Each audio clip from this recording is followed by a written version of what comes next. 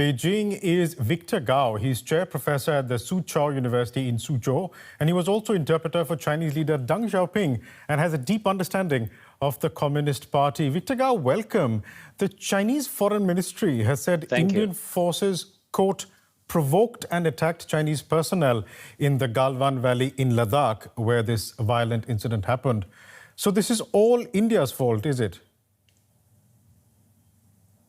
Well, first of all, it is very unfortunate for China and India to have this confrontation along the very long, very arduous border. Secondly, the fact that deaths occurred on both sides is extremely unfortunate.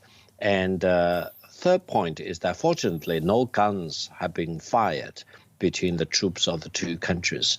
And from the Chinese perspective, of top priority is to calm down and to de-escalate. And neither China nor India want to have a war between the two largest populations in the world.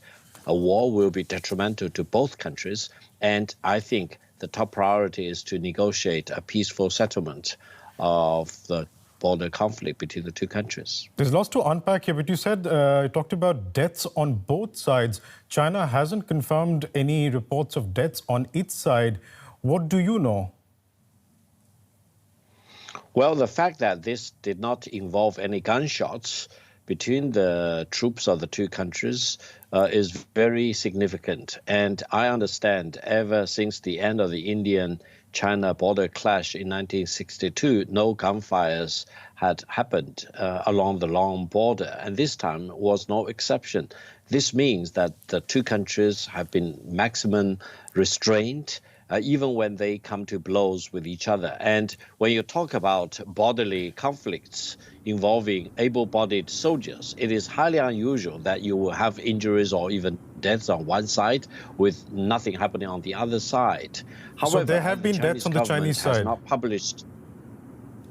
Well, I think the media reports indicate there have been deaths on both sides, but there has been no government official report on the Chinese side. But I would say any death on either side or on both sides is very, very unfortunate. And I personally would mourn the death of any soldier or officer killed in the brawl. Right. And I hope neither side will happen with this bodily injury against each other again. Victor Gao, you spoke of a long and arduous border, but it's also a disputed border. Why then did Chinese troops enter the Galwan Valley, where this particular clash occurred, unilaterally in early May? Well, you may know, before the British occupied the Indian subcontinent, India was a cluster of different states. And when the British Indian Empire was at the peak, it kept encroaching into China's Tibetan region.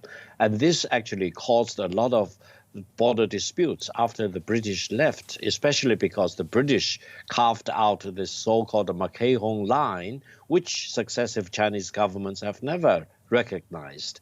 And as of today, it is true that there are border disputes between China and India wanted to use the British line of demarcation between China and India, and China throughout the ages or through several successive Chinese governments have never recognized the legality of the Mackay-Hong line. So I think it's up to China and India to use all their wisdom and foresight to come to a settlement of their land disputes between the two countries. But that settlement hasn't been arrived at, is what I'm saying, Victor Gao. And therefore, it is a matter for bilateral discussion, something that you alluded to in your first answer. Therefore, my question is, why did Chinese troops unilaterally enter an area where they were last in 1962?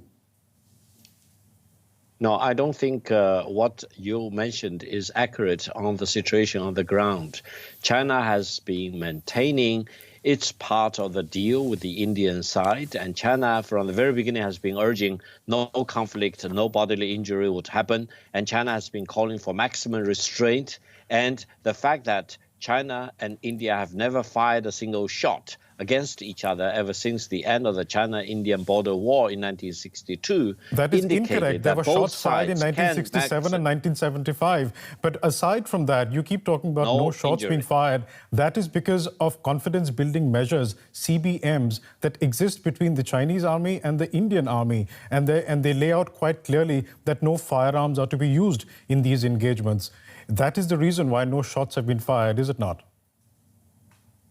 Yes, indeed. That actually means that both China and India can exercise maximum restraint in situations like this. And I hope this will continue to be the case. And both sides need to de-escalate and avoid further building up the tension.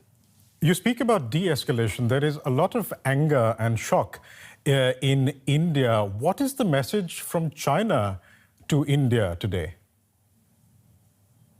Well, I think the message is undoubtedly a message of peace, because both China and India want to develop. Both countries want to really avoid any kind of mid-income trap which have befallen on many emerging markets in the world in recent decades. And China and India, being the two largest populations in the world, can only get along with each other rather than fall into a trap of traditional hostility, eventually even engulfing themselves with the great tragedy of war. For example, China and India had a war. It was very bitter, and it did not leave a very good legacy for quite a few decades. Speaking of that legacy, any flaring up of conflict will be bad for the two nations. Speaking of that legacy and this deadliest clash in more than 40 years, do you think China-India ties can actually recover? Absolutely. I'm very, very confident about the future of relations between China and India. Why? Because these two are the largest populations in the world. China with 1.4 billion, India with 1.3 billion. For these two countries not to get along and to engage in war against each other will be calamities for both China and India, as well as for world peace. Therefore, anyone with decency of mind will need to promote peace and stability and harmony between China and India. There is no other way for these two great countries to move forward.